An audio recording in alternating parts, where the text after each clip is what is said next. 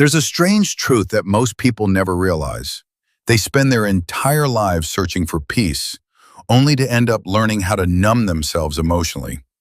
They tell themselves they're fine, but deep inside, a silent war never stops. And that is exactly why most people never move beyond level 3 of inner peace. Because we were taught that worrying means being responsible. Stress means you're trying hard enough. And the moment the mind becomes quiet, many people become afraid, as if peace will somehow take away their ambition and drive.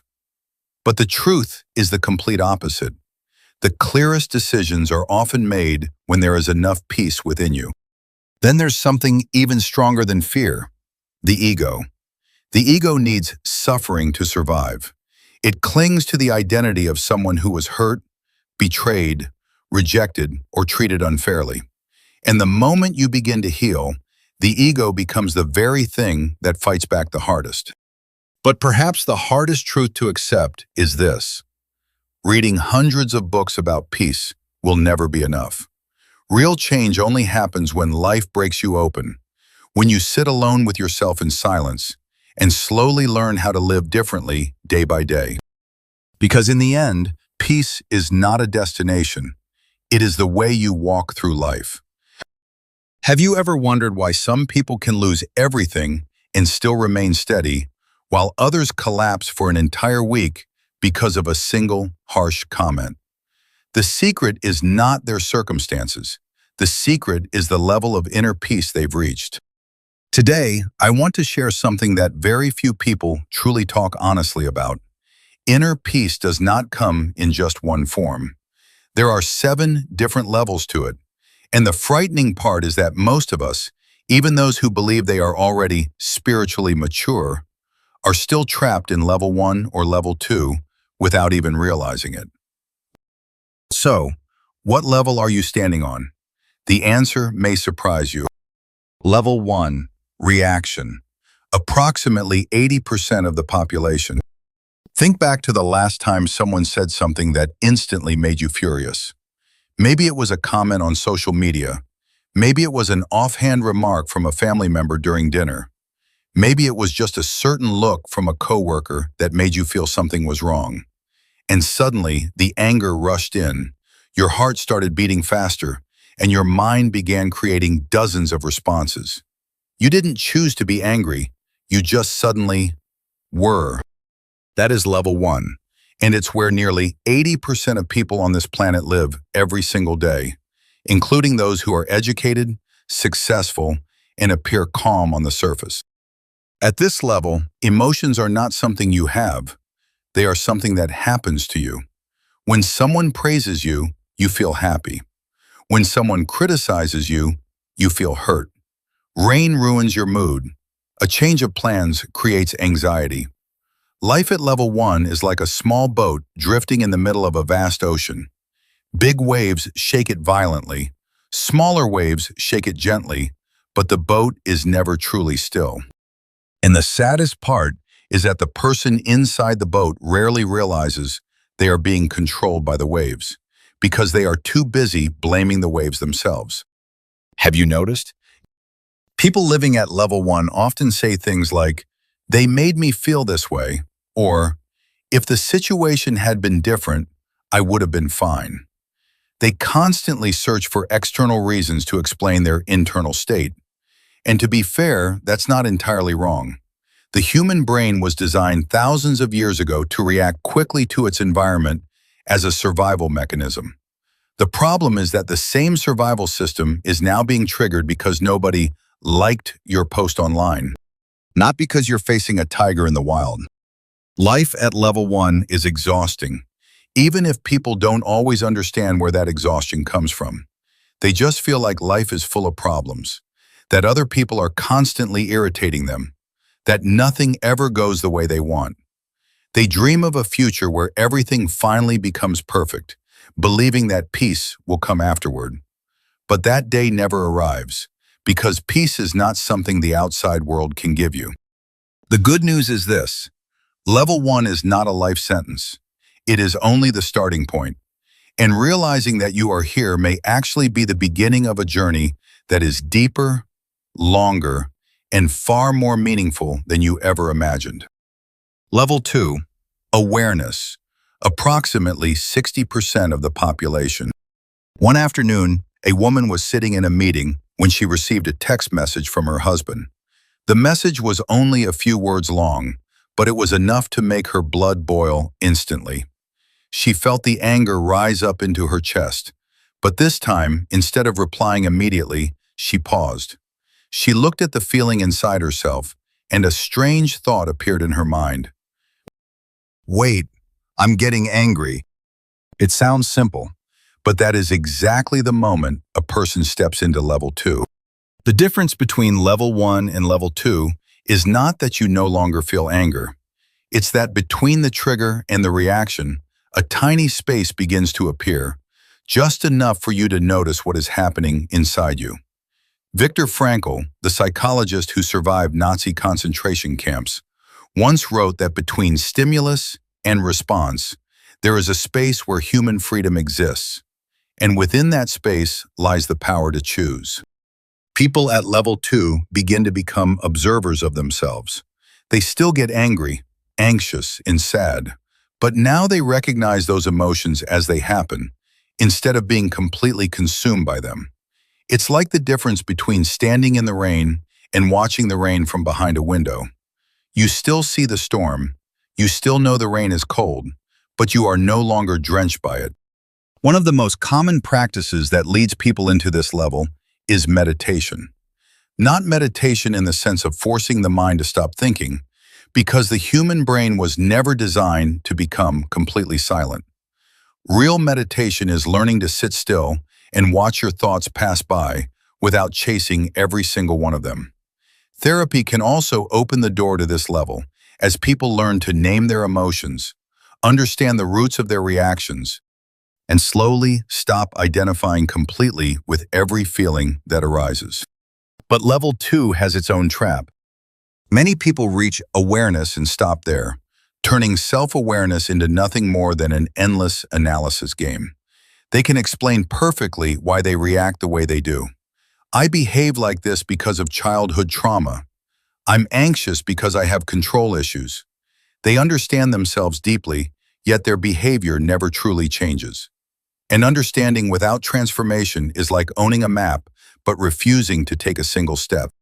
Even so, level 2 is still an incredibly important breakthrough, because you cannot change what you cannot see. And once you become aware of how you react, one thing becomes certain. You can never again pretend you don't know. The door has already opened, and behind that door waits level 3, where everything begins to truly change. Level 3, acceptance, approximately 35% of the population. There's a question many people ask when they hear the word acceptance. Does acceptance mean giving up? Does it mean you stop trying? Does it mean becoming indifferent to everything happening around you? The answer is no. And understanding that difference is the key to entering level 3. Acceptance is not passivity. Acceptance is one of the bravest actions a human being can take toward reality. It is the moment you look directly at what has happened and honestly say, "This has already happened. I cannot erase it, and I will no longer waste my energy fighting against it." Imagine you are swimming in the ocean and a powerful wave knocks you underwater. A person at level 1 panics and thrashes wildly, exhausting themselves even faster. A person at level 2 realizes they are sinking, but they are still struggling against the water. But a person at level 3 does something every swimming instructor teaches. They relax their body and allow the water to carry them naturally back to the surface. No fighting the waves, no resisting the water, just the decision to stop resisting. In psychology, this state has been studied extensively, and the conclusion always points in the same direction. Most human suffering does not come from the event itself, but from resistance to the event. A person who loses their job may suffer once because they lost it. But if they spend the next 3 months constantly thinking, "This shouldn't have happened to me. I didn't deserve this. Life is unfair," then they suffer hundreds of additional times because of their own resistance, not because of the original event anymore. Acceptance is the moment you finally put down that burden of resistance. And when you do, you may be shocked by how much energy suddenly returns to you. Energy you never realized you had been wasting for so long. But there is an important truth here. Acceptance does not always feel good immediately. Sometimes, truly accepting something requires walking through grief, tears, and long nights lying awake with a heavy heart. Acceptance is not fake positivity or casually saying, "It is what it is." It is a real process, one that demands a level of honesty with yourself that very few people are willing to face. And that is exactly why only around 35% of people ever truly reach this level. Not because they are smarter or luckier than everyone else, but because they made a choice to stop fighting the things they cannot change, so they can finally save their strength for what truly matters ahead. Level 4, letting go. Approximately 20% of the population.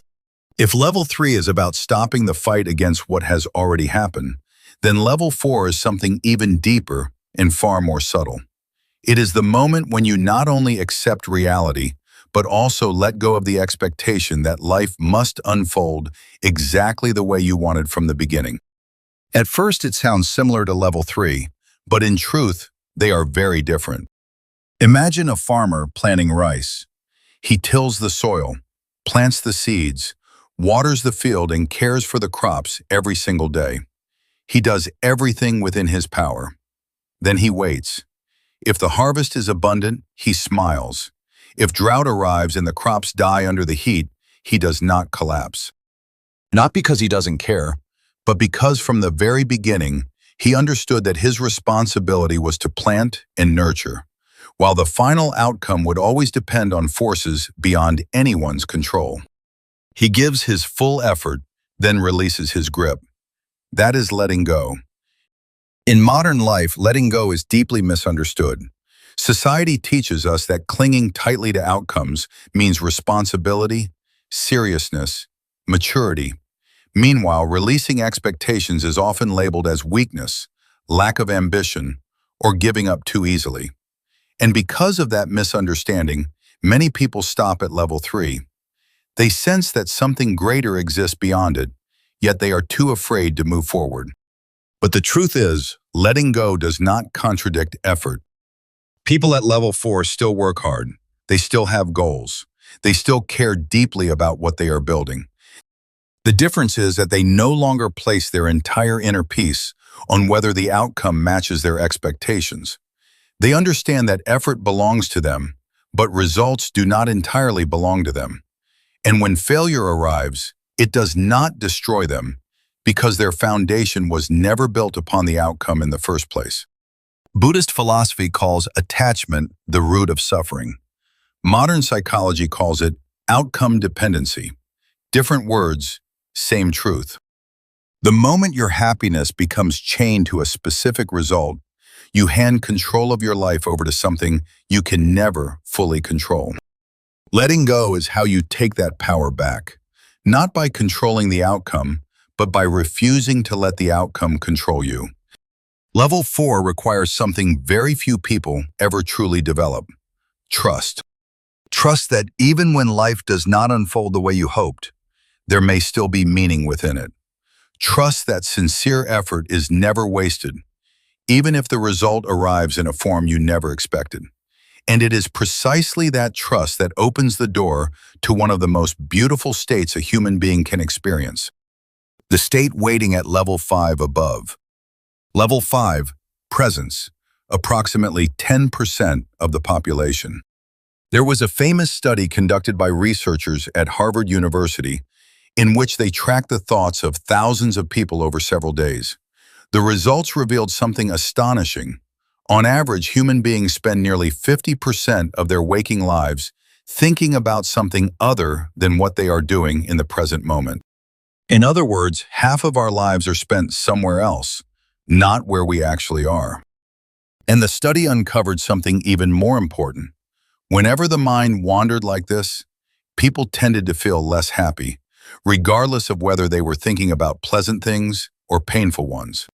Level 5 is the answer to that problem, not as a theory, but as an entirely different way of living.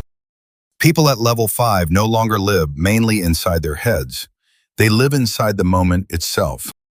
That does not mean they never plan for the future or remember the past. It simply means that when they drink a cup of coffee, they are truly drinking the coffee, feeling the warmth, noticing the aroma, tasting the bitterness slowly dissolve on the tongue.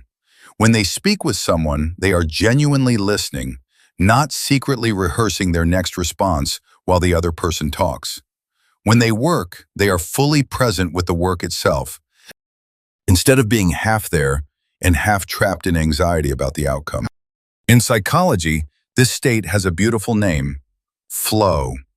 The term was first introduced by psychologist Mihaly Csikszentmihalyi after decades of studying human happiness. He discovered that the happiest moments in people's lives were not when they were relaxing or doing nothing, but when they were deeply engaged in something and became so immersed in it that they lost track of both time and themselves. People at level 5 no longer need to force themselves into flow. It becomes their natural way of being. This may sound poetic, but it is deeply scientific as well. When the mind stops constantly jumping between the past and the future, the nervous system can finally rest. Activity in the prefrontal cortex, the part of the brain associated with overthinking and anxiety, begins to quiet down. People do not just feel more peaceful, they also become more creative, more focused, and better at making decisions. But presence is not something you can fake. You cannot force yourself to be present right now, because the very act of forcing already pulls you out of the present moment. Presence arises naturally only after you have truly loosened your attachment to future anxiety and past regret, which means you have honestly moved through the lower levels before it. And that is why only around 10% of people ever reach this stage. Not because it is technically difficult, but because it requires something much deeper: a genuine readiness from within. Level 6, unconditional love. Approximately 3% of the population. In 2006, a man named Charles Roberts walked into an Amish school in Pennsylvania and opened fire on a group of children, killing 5 young girls before taking his own life. It was one of the most heartbreaking tragedies in America at the time. But what shocked the world was not only the shooting itself, it was what happened afterward. The Amish community, the very people who had just lost their children, chose to visit the killer's family and offer their condolences. They raised money to support Robert's wife and children. They even invited his family to attend the funerals of the girls who had been murdered. There were no words of hatred, no acts of revenge, only love being offered in the middle of unbearable pain. The world looked on in disbelief, because what people witnessed was not an ordinary human reaction. It was a glimpse of level 6. Unconditional love is not an emotion. Emotions come and go. They depend on circumstances, moods, and how other people treat us. But the love found at level 6 is a state of being. It is like the warmth of a fire that continues radiating heat whether or not anyone is standing close enough to feel it. It does not require a reason to appear, and it does not depend on conditions to survive. Many people confuse level 6 with niceness, passivity, or even weakness. But in reality, this level demands more inner strength than almost any other state a human being can reach in ordinary life. Because to love without needing love in return, to give without expecting repayment, to look at someone causing harm and still recognize the pain behind their actions, all of that requires an inner foundation so strong that nothing external can shake it anymore. Neuroscience has actually observed remarkable differences in the brains of people who practice deep compassion for many years, such as Buddhist monks with tens of thousands of hours of meditation. The regions of the brain connected to empathy and emotional regulation become significantly stronger and more stable, even when exposed to painful or disturbing situations. In other words, unconditional love is not merely a spiritual philosophy. It leaves physical traces inside the human brain itself. But there is an important truth that must be said clearly. Level 6 is not the destination of every spiritual journey. Only around 3% of people ever truly and consistently reach this state during their lifetime. Not because they are chosen or inherently special, but because they have walked through enough suffering, enough practice, and enough surrender to allow their hearts to open in a way most people have never dared to attempt. And beyond this level, there is still one more place. A place that language itself can barely describe. Level 7, enlightenment, less than 1% of the population. There is a story that after the Buddha attained enlightenment beneath the Bodhi tree, someone asked him, "Are you a god or a human being?" The Buddha replied with only one word, "I am awake." Not awake in the sense of not sleeping, but awake in the sense of seeing reality exactly as it is, without the filter of fear, desire, ego, or the endless stories the mind keeps telling itself. That is level 7. And right now you may be wondering, what does enlightenment actually look like in real life? Not in ancient scriptures or mystical legends, but in an ordinary human being living in this world. Those who are often recognized as having touched this state, people like Ramana Maharshi, Jiddu Krishnamurti, or more recently, Eckhart Tolle, all describe something remarkably similar. They speak about the disappearance of the boundary between themselves and the world around them.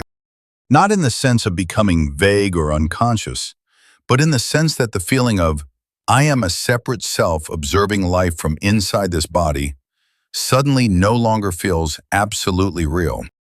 And when that boundary dissolves, humanity's deepest fear begins to dissolve with it. Because most of our fears come from trying to protect that self from being hurt, losing something, or disappearing entirely. Eckhart Tolle once shared that before entering this state, he had spent years in severe depression, so intense that he no longer wanted to live. Then one night, at the lowest point of despair, a strange thought appeared in his mind. "I cannot live with myself anymore." And suddenly, he realized something shocking. That sentence contained two identities. There was I, and there was myself. So which one was the real one? That question opened something inside him, and after that moment, he was never the same person again. Enlightenment is not a perfect or supernatural state. An enlightened person still eats, sleeps, and feels physical pain when injured. What changes is not what happens to them. What changes is that there is no longer a separate inner someone resisting what is happening.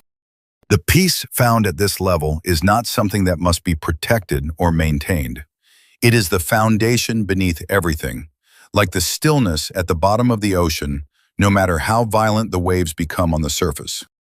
And perhaps the most important thing to understand about level 7 is this.